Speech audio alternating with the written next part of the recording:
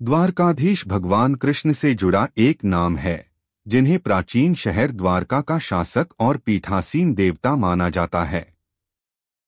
हिंदू पौराणिक कथाओं में द्वारकाधीश का अनुवाद द्वारका के भगवान होता है, जो द्वारका शहर के रक्षक और शासक के रूप में कृष्ण की दिव्य भूमिका का संदर्भ है, जो पृथ्वी पर उनका राज्य था। कैसे पहुंचें? हवाई मार्ग से निकटतम हवाई अड्डा पोरबंदर में है, जो लगभग 110 किलोमीटर दूर है। वैकल्पिक रूप से कोई राजकोट या अहमदाबाद के लिए उड़ान भर सकता है, जो दोनों प्रमुख शहरों से अच्छी तरह से जुड़े हुए हैं। रेल द्वारा द्वारका रेलवे स्टेशन सबसे नजदीक है और यह गुजरात और भारत के विभिन्न हिस्सों से अच्छी तरह से जुड़ा हुआ है। द्वारकाधीश के बारे में मुख्य विवरण। 1. भगवान कृष्ण। द्वारकाधीश भगवान कृष्ण के कई नामों में से एक है, जो हिंदू धर्म में सबसे अधिक पूजनीय देवताओं में से एक हैं। कृष्ण भगवान विष्णु के अवतार हैं और महाभारत में उनकी भूमिका, भगवद गीता में उनकी शिक्षाओं और उनकी दिव्य लीलाओं के लिए जाने जाते हैं। 2. द्वारका शहर। द्वारका एक समृद्ध शहर था, जिसे कृष्ण ने मथुरा से दूर जाने के बाद अपनी राजधानी के रूप में स्थापित किया था। कहा जाता है कि यह इंजीनियरिंग का एक चमत्कार था, जिसमें भव्य महल, शानदार संरचनाएं और शासन की एक उन्नत प्रणाली थी। शहर का वर्णन महाभारत, भागवत पुराण और स्कंद पुराण सहित विभिन्न प्राचीन ग्रंथों में अद्वितीय सुंदरता और धन के शहर के रूप में किया गया है। 3. द्वारका साम्राज्य। द्वारका राज्य पर कृष्ण का शासन था और कहा जाता है कि यह कृष्ण के कई अनुयायियों और सहयोगियों का गढ़ था, जिनमें यादव कृष्ण का वंश भी शामिल थे। यह राज्य व्यापार, संस्कृति और आध्यात्मिकता का केंद्र था। 4. द्वारका का विनाश। हिंदू परंपरा के अनुसार महाभारत युद्ध की समाप्ति के बाद यादव वंश ने आंतरिक कलह का सामना किया और अंततः एक दूसरे को नष्ट कर दिया। कृष्ण के पृथ्वी से चले जाने, नश्वर संसार को छोड़कर चले जाने के बाद द्वारका समुद्र में डूब गई। यह घटना एक युग के अंत और द्वापर युग से कलियुग में संक्रमण का प्रतीक है। 5. दिव्य उपाधि के रूप में द्वारकाधीश। द्वारकाधीश केवल एक भौगोलिक उपाधि नहीं है, इसका आध्यात्मिक महत्व भी है। कृष्ण को सर्वोच्च देवता के रूप में सम्मानित किया जाता है, जो भौतिक दुनिया पर शासन करते हैं, ठीक उसी तरह जैसे उन्होंने द्वारका शहर पर शासन किया था। द्वारकाधीश के रूप में कृष्ण दिव्य शासन, सुरक्षा और धार्मिकता के पालनकर्ता का प्रतीक हैं। यह उपाधि भक्तों को दुनिया में व्यवस्था और न्याय को बनाए रखने में कृष्ण की भूमिका की याद दिलाती है। 6. द्वारकाधीश मंदिर। द्वारकाधीश को समर्पित कई मंदिर हैं, जिनमें से सबसे प्रसिद्ध भारत के गुजरात के आधुनिक शहर द्वारका में स्थित है। द्वारका में द्वारकाधीश मंदिर 4 धाम तीर्थ स्थलों में से एक है और हर साल हजारों भक्तों को आकर्षित करता है। यह मंदिर द्वारका के शासक के रूप में भगवान कृष्ण की पूजा के लिए समर्पित है। 7. हिंदू ब्रह्मांड विज्ञान में भूमिका।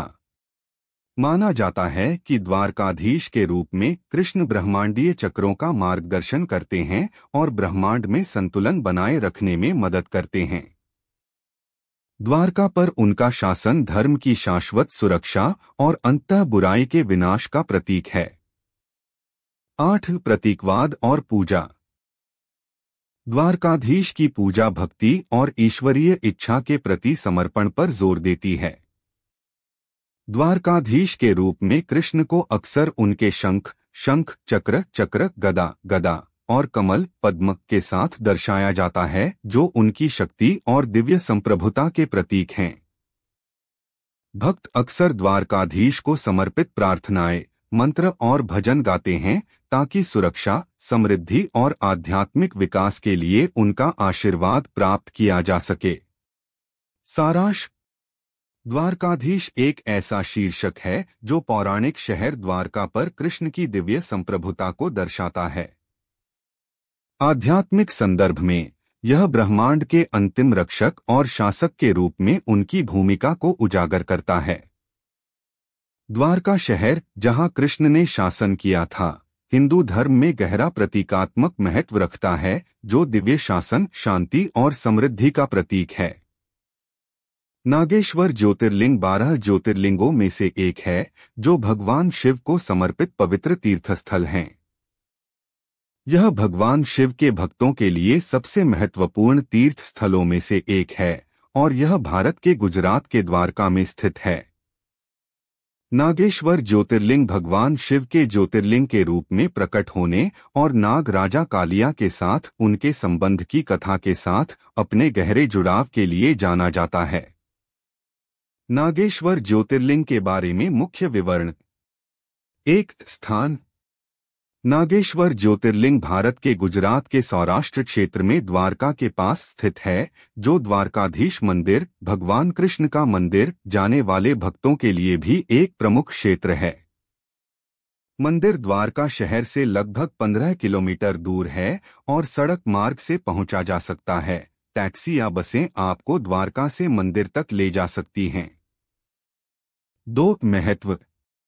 नागेश्वर ज्योतिर्लिंग भारत भर में फैले 12 ज्योतिर्लिंगों में से एक है, जो भगवान शिव के पवित्र मंदिर हैं।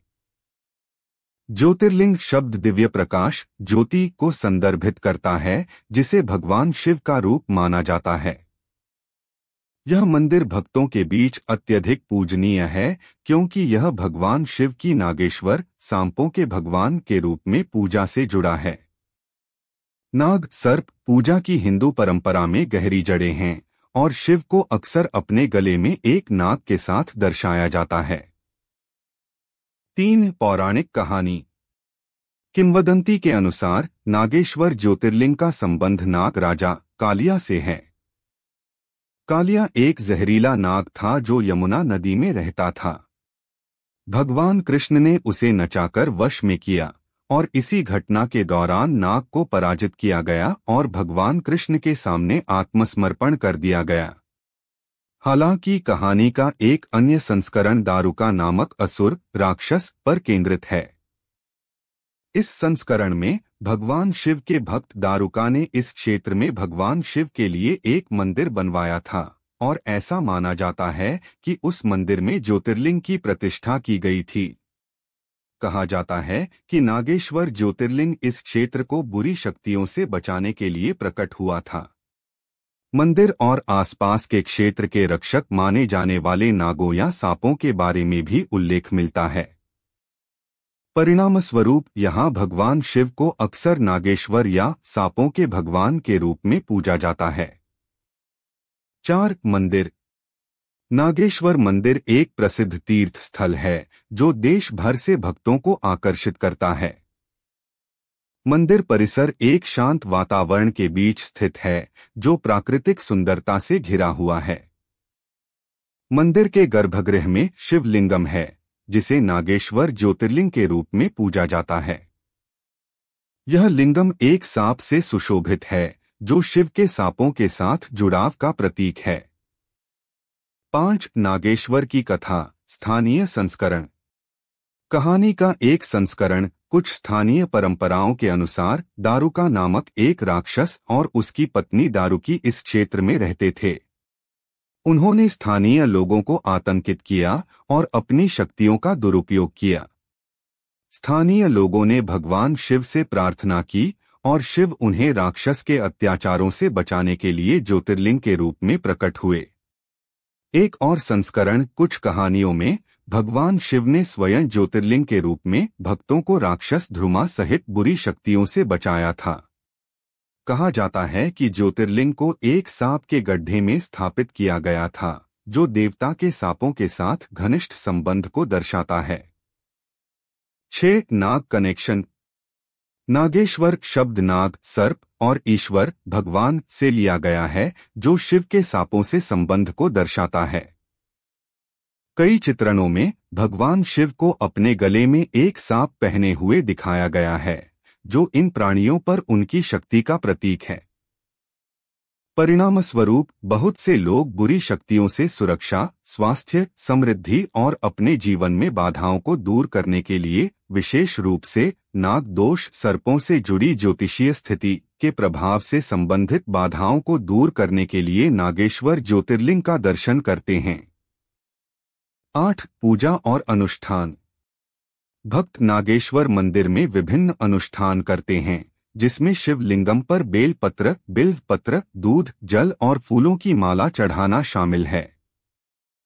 दूध, शहद, घी और जल जैसी पवित्र वस्तुओं से शिवलिंगम का अभिषेक, अनुष्ठान, स्नान, आशीर्वाद पाने वाले भक्तों के लिए एक आम प्रथा है। यहाँ पूजा का एक प्रमुख तत्व मंत्रों का पाठ है, विशेष रूप से ओम नमः शिवाय मंत्र, जिसे भगवान शिव का आशीर्वाद प्राप्त करने के लिए माना जाता है। 9. धार्मिक महत्व। शिव परंपरा का पालन करने वाले भक्तों के लिए नागेश्वर मंदिर प्रमुख तीर्थ स्थलों में से एक है। यह गुजरात के 4 धाम तीर्थ यात्रा सर्किट का हिस्सा है और कई भक्त द्वारका, सोमनाथ और पोरबंदर जैसे अन्य पवित्र स्थानों के साथ साथ इसे देखने आते हैं। सारांश। नागेश्वर ज्योतिर्लिंग भगवान शिव को समर्पित एक महत्वपूर्ण आध्यात्मिक और ऐतिहासिक स्थल है। यह भारत के गुजरात में द्वारका शहर के पास स्थित है और 12 प्रतिष्ठित ज्योतिर्लिंगों में से एक है। यह मंदिर विशेष रूप से नागों से जुड़े होने के कारण जाना जाता है और अक्सर भक्त बुरी शक्तियों से सुरक्षा पाने और समृद्धि और स्वास्थ्य के लिए भगवान शिव का आशीर्वाद लेने के लिए यहाँ आते हैं। समृद्ध पौराणिक कथाएं, दिव्य ऊर्जा और आसपास की प्राकृतिक सुंदरता इसे एक महत्वपूर्ण तीर्थ स्थल बनाती है। सोमनाथ ज्योतिर्लिंग के बारे में मुख्य विवरण। 1. स्थान। सोमनाथ मंदिर भारत के गुजरात के सौराष्ट्र क्षेत्र में वेरावल के पास एक छोटे से शहर प्रभास पाटन में स्थित है। मंदिर अरब सागर के तट पर स्थित है, जो इसे एक सुरमय और आध्यात्मिक रूप से उत्थान करने वाला स्थल बनाता है। सोमनाथ मंदिर 4 धाम तीर्थयात्रा का हिस्सा है, जिसमें भारत के 4 महत्वपूर्ण तीर्थ स्थल बद्रीनाथ, द्वारका, पुरी और रामेश्वरम शामिल हैं और इसे हिंदुओं के लिए सबसे पवित्र स्थानों में से एक माना जाता है। 2. महत्व। सोमनाथ 12 ज्योतिर्लिंगों में से एक है, जिन्हें भगवान शिव का पवित्र स्वरूप माना जाता है।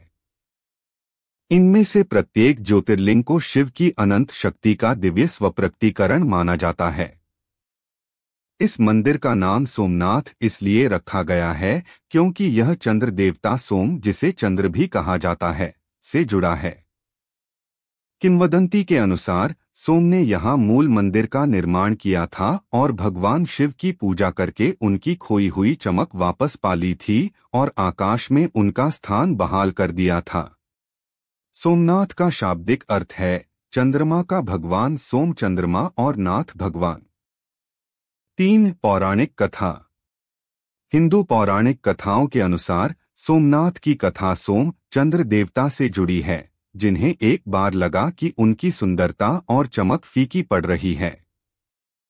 उन्होंने भगवान शिव से सलाह ली और उन्हें इस पवित्र स्थल पर एक यज्ञ, अनुष्ठान, बलिदान करने की सलाह दी गई। सोम की भक्ति से प्रसन्न होकर भगवान शिव ज्योतिर्लिंग के रूप में प्रकट हुए और सोम को उनकी चमक को फिर से जीवंत करने का वरदान दिया। सोम का श्राप। कहानी का एक और संस्करण यह है कि सोम को उनके ससुर दक्ष ने श्राप दिया था और उनकी चमक चली गई थी। सोम भगवान शिव की पूजा करने के लिए सोमनाथ आए, जिन्होंने सोम की भक्ति से प्रसन्न होकर उनकी चमक और चमक को बहाल कर दिया। मंदिर का विनाश और पुनर्निर्माण। ऐतिहासिक रूप से सोमनाथ मंदिर पर 1025 में महमूद गजनवी सहित कई आक्रमणकारियों ने हमला किया और इसे नष्ट कर दिया। इन विनाशों के बावजूद सदियों से मंदिर का कई बार पुनर्निर्माण किया गया है और हर बार मंदिर की भावना और महत्व को पुनर्जीवित किया गया है। 4. ऐतिहासिक महत्व। सोमनाथ मंदिर न केवल एक आध्यात्मिक स्थल है, बल्कि एक ऐतिहासिक स्थल भी है। इसे 12 ज्योतिर्लिंगों में से पहला माना जाता है और यह भारतीय इतिहास में एक प्रमुख स्थल रहा है। मंदिर को 1025 ईस्वी में एक तुर्की आक्रमणकारी महमूद गजनवी ने नष्ट कर दिया था। गजनी ने मंदिर को लूटा और अपार धन संपत्ति लूट ली। हालांकि अगली शताब्दियों में मंदिर का पुनर्निर्माण किया गया। सोमनाथ मंदिर की वर्तमान संरचना का पुनर्निर्माण 1950 के दशक में किया गया था, जिसमें भारत के पहले उपप्रधानमंत्री सरदार वल्लभ भाई पटेल का महत्वपूर्ण योगदान था, जिन्होंने स्वतंत्रता के बाद इसके जीर्णोद्धार में महत्वपूर्ण भूमिका निभाई थी। 5. सोमनाथ मंदिर की वास्तुकला। सोमनाथ मंदिर प्राचीन हिंदू मंदिर वास्तुकला का एक उत्कृष्ट उदाहरण है।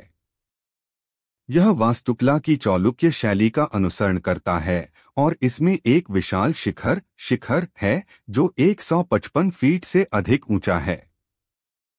मंदिर परिसर अपनी जटिल नक्काशी, सुंदर मूर्तियों और अलंकृत सजावट के लिए जाना जाता है। मंदिर के केंद्र में शिवलिंगम पूजा का मुख्य केंद्र है। यह मंदिर अरब सागर के तट पर स्थित अपने उत्कृष्ट स्थान के लिए भी प्रसिद्ध है। इस स्थान की प्राकृतिक सुंदरता, विशेष रूप से सूर्यास्त के समय, इसके दिव्य आकर्षण को और बढ़ा देती है। 6. पूजा और अनुष्ठान। सोमनाथ भारत के प्रमुख तीर्थ स्थलों में से एक है और हर साल लाखों भक्त भगवान शिव की पूजा करने और शांति, समृद्धि और आध्यात्मिक विकास के लिए उनका आशीर्वाद लेने के लिए यहाँ आते हैं। मंदिर में अनुष्ठान और पूजा में अभिषेकम, जल, दूध, शहद और अन्य प्रसाद के साथ लिंगम का अनुष्ठानिक स्नान, अर्चना, मंत्रों का जाप और शिव लिंगम पर बिल्व पत्र, फूल और फल चढ़ाना शामिल है। भक्त दिन के दौरान विभिन्न समयों पर, विशेष रूप से सूर्योदय और सूर्यास्त के समय आरती, प्रार्थना, प्रसाद भी करते हैं। सोमनाथ महादेव मंदिर महाशिवरात्रि उत्सव के दौरान विशेष महत्व रखता है, जब प्रार्थना, अनुष्ठान और समारोहों में भाग लेने के लिए बड़ी भीड़ इकट्ठा होती है। 7. धार्मिक महत्व। सोमनाथ को एक अत्यंत शुभ और पवित्र स्थान माना जाता है। माना जाता है कि सोमनाथ ज्योतिर्लिंग में अपार दिव्य शक्ति है और यह भक्तों को शांति, अच्छे स्वास्थ्य और समृद्धि का आशीर्वाद देता है। यह मंदिर गुजरात की 4 धाम यात्रा का हिस्सा है, एक तीर्थयात्रा सर्किट जिसमें द्वारका, नागेश्वर और द्वारका भी शामिल हैं। यह भी माना जाता है कि सोमनाथ में प्रार्थना करने से सभी पापों से मुक्ति मिलती है और मोक्ष, जन्म और मृत्यु के चक्र से मुक्ति प्राप्त करने में मदद मिलती है। 8. सोमनाथ मंदिर आज सोमनाथ मंदिर लचीलापन और विश्वास का एक स्थायी प्रतीक है। इतिहास में कई बार नष्ट और पुनर्निर्माण किए जाने के बाद यह एक महत्वपूर्ण तीर्थ स्थल और भगवान शिव की स्थायी उपस्थिति का प्रमाण बना हुआ है। मंदिर का प्रशासन सोमनाथ ट्रस्ट द्वारा किया जाता है, जो विभिन्न अनुष्ठानों, कार्यक्रमों और मंदिर के रखरखाव का प्रबंधन करता है। 9. कैसे पहुँचें। हवाई मार्ग से निकटतम हवाई अड्डा दीव में है, जो सोमनाथ से लगभग 90 किलोमीटर दूर है। राजकोट लगभग 210 किलोमीटर दूर और अहमदाबाद लगभग 415 किलोमीटर दूर में भी हवाई अड्डे हैं, जो घरेलू उड़ानों से अच्छी तरह से जुड़े हुए हैं। रेल द्वारा सोमनाथ में एक रेलवे स्टेशन है जो अहमदाबाद, राजकोट और मुंबई जैसे प्रमुख शहरों से अच्छी तरह से जुड़ा हुआ है। स्टेशन से मंदिर तक पहुंचने के लिए स्थानीय परिवहन विकल्प उपलब्ध हैं। सड़क मार्ग से सोमनाथ सड़क मार्ग से अच्छी तरह से जुड़ा हुआ है और द्वारका, राजकोट और अहमदाबाद जैसे आसपास के शहरों से बस सेवाएं उपलब्ध हैं। सारांश। सोमनाथ ज्योतिर्लिंग भगवान शिव को समर्पित एक अत्यधिक पूजनीय मंदिर है जो भारत के पश्चिमी तट पर गुजरात के प्रभास पाटन में स्थित है। इसका धार्मिक, सांस्कृतिक और ऐतिहासिक महत्व बहुत अधिक है। माना जाता है कि मंदिर का निर्माण मूल रूप से चंद्रमा देवता सोम ने किया था और इसे इतिहास में कई बार नष्ट और पुनर्निर्मित किया गया है, जिसमें 11वीं शताब्दी में महमूद गजनवी द्वारा इसके विनाश के बाद भी शामिल है। सोमनाथ न केवल एक पवित्र तीर्थ स्थल है, बल्कि शिव की शाश्वत शक्ति का प्रतीक भी है, जो इसे आशीर्वाद, शांति और आध्यात्मिक ज्ञान की तलाश करने वाले हिंदुओं के लिए एक जरूरी गंतव्य बनाता है। धोलावीरा भारत के गुजरात के शुष्क कच्छ क्षेत्र में स्थित एक प्राचीन शहर और पुरातात्विक स्थल है। यह सिंधु घाटी सभ्यता, जिसे हड़प्पा सभ्यता के रूप में भी जाना जाता है, के सबसे प्रमुख और अच्छी तरह से संरक्षित शहरी केंद्रों में से एक है, जो कांस्य युग के दौरान लगभग 4500 से 3500 साल पहले फला फूला। धोलावीरा अपने समय के सबसे उन्नत शहरों में से एक था और हड़प्पा लोगों की शहरी योजना, वास्तुकला और सांस्कृतिक प्रथाओं के बारे में महत्वपूर्ण जानकारी देता है। धोलावीरा के बारे में मुख्य विवरण। एक स्थान। धोलावीरा भारत के गुजरात के कच्छ जिले में खादिर द्वीप पर स्थित है। यह स्थल कच्छ के महान रण के किनारे पर स्थित है, जो एक विशाल नमक दलदल है। यह स्थान रणनीतिक था, क्योंकि इसने शहर को भारत के आंतरिक क्षेत्रों को तटीय क्षेत्रों से जोड़ने वाले व्यापार मार्गों को नियंत्रित करने की अनुमति दी। साइट के सटीक निर्देशांक लगभग 23 डिग्री 42 उत्तरी अक्षांश और 69 डिग्री 32 पूर्वी देशांतर हैं। 2 ऐतिहासिक महत्व। धोलावीरा मोहनजोदारो, हड़प्पा, कालीबंगन और लोथल के साथ भारत के 5 प्रमुख हड़प्पा स्थलों में से एक है। यह सिंधु घाटी सभ्यता, जिसे हड़प्पा सभ्यता भी कहा जाता है, का एक महत्वपूर्ण शहरी केंद्र था और 3000 ईसा पूर्व से 1500 ईसा पूर्व के बीच अस्तित्व में था। यह शहर 1000 से ज्यादा सालों तक फलता फूलता रहा और माना जाता है कि 1500 ईसा पूर्व के आसपास इसे छोड़ दिया गया था, संभवतः पर्यावरणीय परिवर्तनों और जलवायु परिवर्तनों के संयोजन के कारण, जिसमें पानी के प्रवाह और क्षेत्र की पारिस्थितिकी में परिवर्तन शामिल हैं। 3 खोज। धोलावीरा के खंडहरों की खोज 1967 से 68 में पुरातत्वविद जेपी जोशी ने कच्छ क्षेत्र के सर्वेक्षण के दौरान की थी। बाद में भारतीय पुरातत्व सर्वेक्षण (ASI) द्वारा इस स्थल की खुदाई की गई। हड़प्पा लोगों की प्राचीन शहरी नियोजन, वास्तुकला और उन्नत सिविल इंजीनियरिंग को समझने में इसके महत्व के कारण इस स्थल को आधिकारिक तौर पर 2021 में यूनेस्को विश्व धरोहर स्थल के रूप में सूचीबद्ध किया गया था। 4 पुरातात्विक निष्कर्ष। धोलावीरा हड़प्पा सभ्यता के सबसे सुनियोजित शहरों में से एक है और इसका लेआउट जल प्रबंधन, शहरी बुनियादी ढांचे और डिजाइन की परिष्कृत समझ को प्रकट करता है। शहर का लेआउट शहर को 3 मुख्य खंडों में विभाजित किया गया था। एक गढ़, ऊपरी शहर गढ़ शहर का सबसे ऊंचा स्थान है और संभवतः शासन या धार्मिक गतिविधियों का केंद्र था। इसमें बड़े जलाशय और जटिल संरचनाएं हैं, जिनमें एक बड़ा औपचारिक मंच भी शामिल है। 2 मध्य शहर, यह वह क्षेत्र था जहां संभवतः अधिकांश आबादी रहती थी। इसमें आवासीय भवन, सड़कें और सुव्यवस्थित आवास इकाइयां शामिल हैं। 3 निचला शहर, निचले शहर में कई औद्योगिक क्षेत्र, कार्यशालाएं और शिल्प उत्पादन से संबंधित स्थान थे, जो यह सुझाव देते हैं कि इसने व्यापार और विनिर्माण में भूमिका निभाई। जल प्रबंधन। धोलावीरा के हड़प्पावासियों के पास जल संरक्षण की उन्नत तकनीकें थीं। शहर में मौसमी वर्षा और अपवाह से पानी इकट्ठा करने और संग्रहित करने के लिए जलाशय, पानी की टंकियां और नहरें थीं। इनमें से कुछ जलाशय उल्लेखनीय रूप से बड़े और परिष्कृत थे, जिन्हें पानी को कुशलतापूर्वक इकट्ठा करने और शहर की आबादी के लिए निरंतर आपूर्ति सुनिश्चित करने के लिए डिजाइन किया गया था। वास्तुकला और सड़कें। शहर में चौड़ी, अच्छी तरह से नियोजित सड़कें और प्रभावशाली ईंट की इमारतें थीं। निर्माण सामग्री मुख्य रूप से चूने प्लास्टर वाली ईंट थी, जो क्षेत्र की कठोर जलवायु में टिकाऊ थी। धोलावीरा में हड़प्पा सभ्यता में ज्ञात कुछ सबसे बड़ी सार्वजनिक इमारतें भी थीं।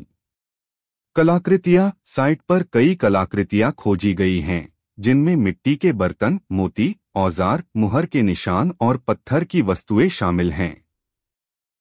ये हड़प्पा लोगों के दैनिक जीवन, शिल्प कौशल, व्यापार और धार्मिक प्रथाओं के बारे में बहुमूल्य जानकारी देते हैं।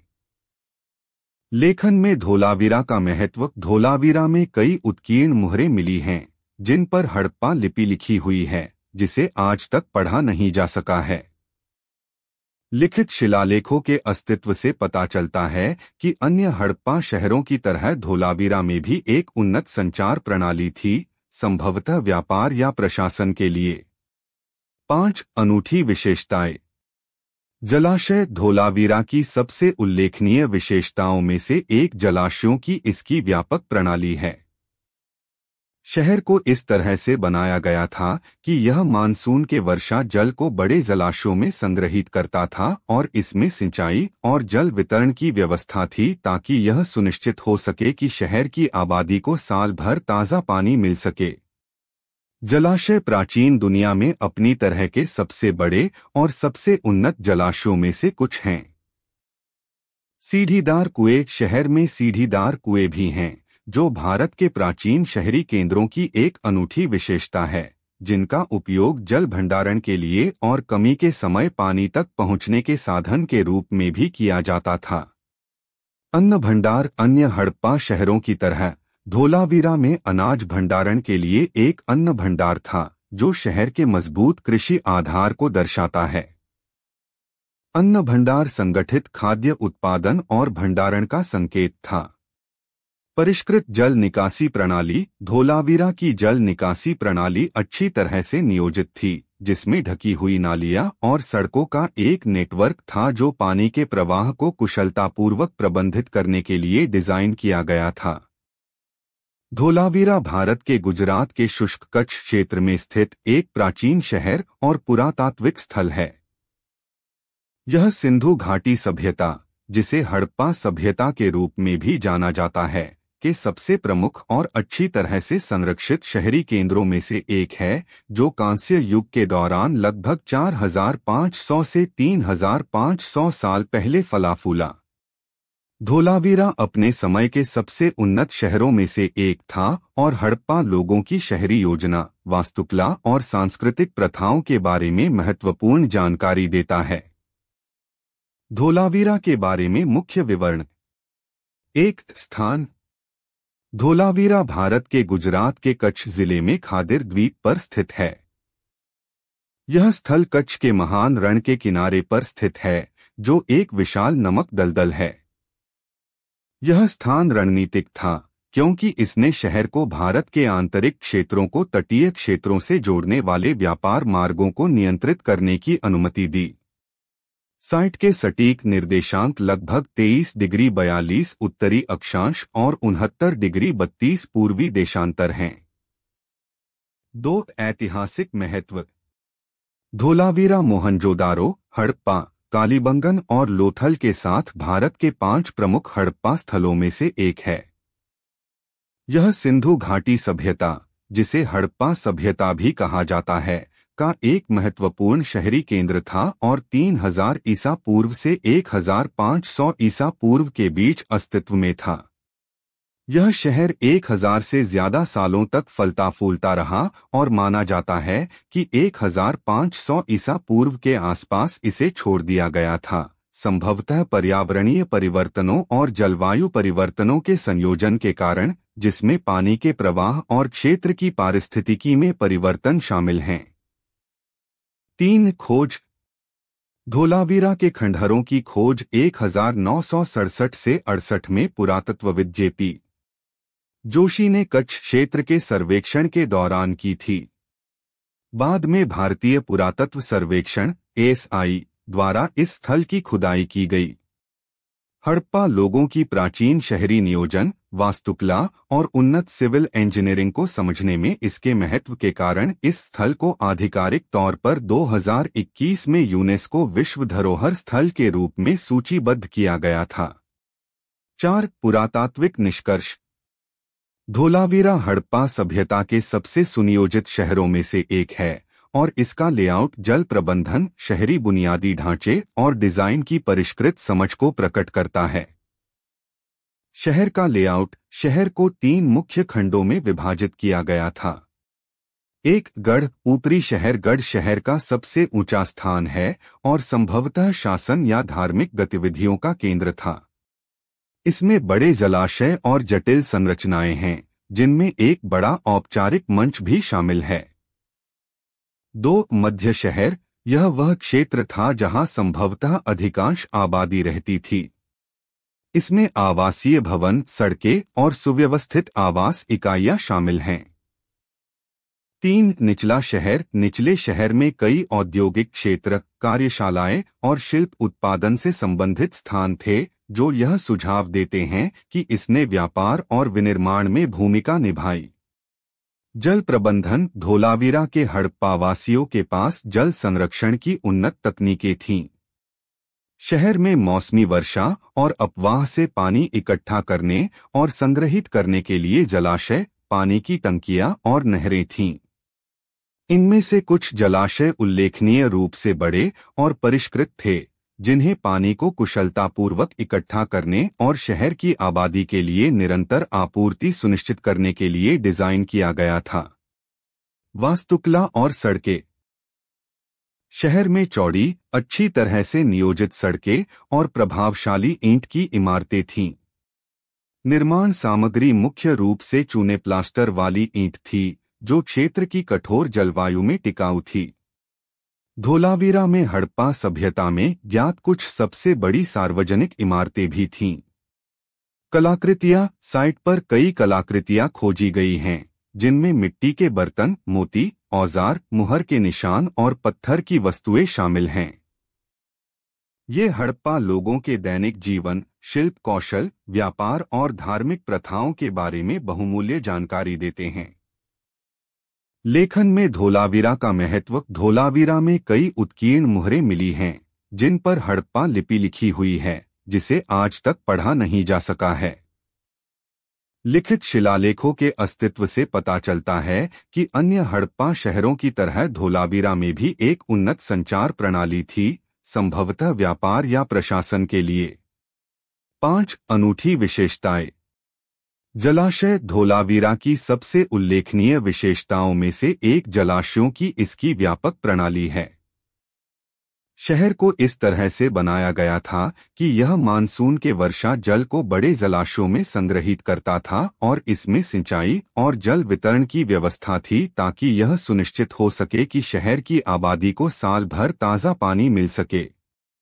जलाशय प्राचीन दुनिया में अपनी तरह के सबसे बड़े और सबसे उन्नत जलाशयों में से कुछ हैं। सीढ़ीदार कुएं। शहर में सीढ़ीदार कुएं भी हैं, जो भारत के प्राचीन शहरी केंद्रों की एक अनूठी विशेषता है, जिनका उपयोग जल भंडारण के लिए और कमी के समय पानी तक पहुंचने के साधन के रूप में भी किया जाता था। अन्न भंडार। अन्य हड़प्पा शहरों की तरह धोलावीरा में अनाज भंडारण के लिए एक अन्न भंडार था, जो शहर के मजबूत कृषि आधार को दर्शाता है।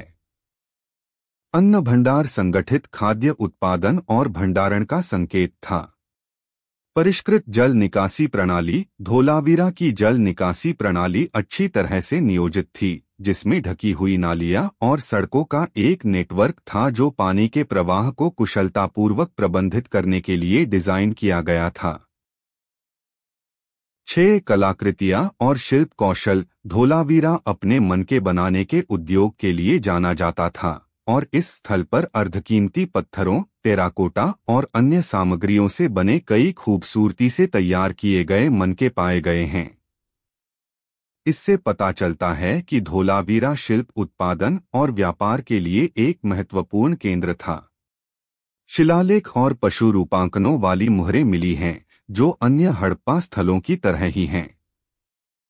इन मुहरों का उपयोग प्रशासनिक उद्देश्यों, व्यापार या धार्मिक समारोहों के लिए किया जाता था। साइट से आभूषण और मिट्टी के बर्तनों में विस्तृत डिजाइन के साथ उल्लेखनीय शिल्प कौशल दिखाई देता है, और ऐसा माना जाता है कि शहर के न केवल अन्य हड़प्पा शहरों के साथ बल्कि संभवतः मेसोपोटामिया, आधुनिक इराक सहित दूर के क्षेत्रों के साथ भी व्यापक व्यापारिक संबंध थे।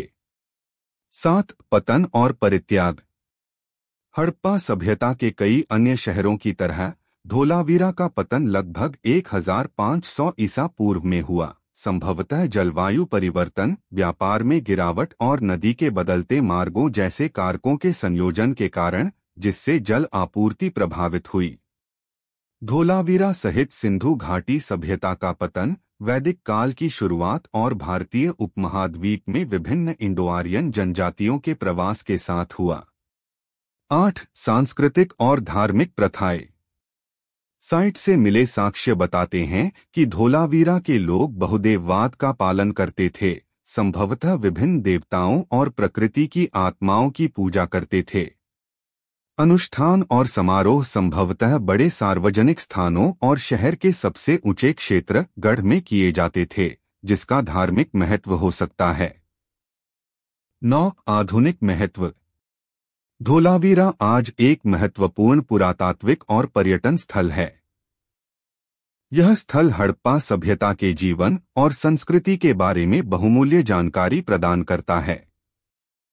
2021 में धोलावीरा को सिंधु घाटी सभ्यता की शहरी नियोजन और तकनीकी प्रगति के एक उत्कृष्ट उदाहरण के रूप में यूनेस्को की विश्व धरोहर स्थल सूची में शामिल किया गया था।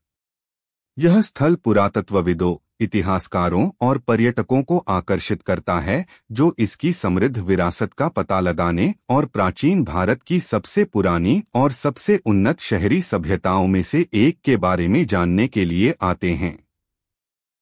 धोलावीरा कैसे पहुंचें? हवाई मार्ग से निकटतम हवाई अड्डा भुज है, जो धोलावीरा से लगभग 150 किलोमीटर दूर है। भुज अहमदाबाद और मुंबई जैसे प्रमुख शहरों से हवाई मार्ग से अच्छी तरह से जुड़ा हुआ है। रेल द्वारा निकटतम रेलवे स्टेशन भचाऊ है, जो धोलावीरा से लगभग 60 किलोमीटर दूर है, लेकिन भुज रेलवे स्टेशन भी बेहतर कनेक्टिविटी वाला एक प्रमुख रेलवे स्टेशन है। सड़क मार्ग से धोलावीरा भुज और गुजरात के अन्य शहरों से सड़क मार्ग से अच्छी तरह से जुड़ा हुआ है। भुज से पुरातात्विक स्थल तक बसें और टैक्सियां उपलब्ध हैं। सारांश। धोलावीरा भारत के गुजरात के कच्छ क्षेत्र में स्थित सिंधु घाटी सभ्यता का एक महत्वपूर्ण पुरातात्विक स्थल है। यह शहर अपनी उन्नत शहरी नियोजन, जल प्रबंधन प्रणालियों और व्यापार और शिल्प कौशल के केंद्र के रूप में अपनी भूमिका के लिए प्रसिद्ध है। धोलावीरा के अच्छी तरह से संरक्षित खंडहर, जिनमें जलाशय, अन्न भंडार और बड़ी सार्वजनिक इमारतें शामिल हैं, हड़प्पा लोगों के परिष्कृत जीवन की झलक पेश करते हैं। इस स्थल को 2021 में यूनेस्को की विश्व धरोहर सूची में जोड़ा गया, जिसने एक सांस्कृतिक और ऐतिहासिक स्थल के रूप में इसके महत्व को और मजबूत किया।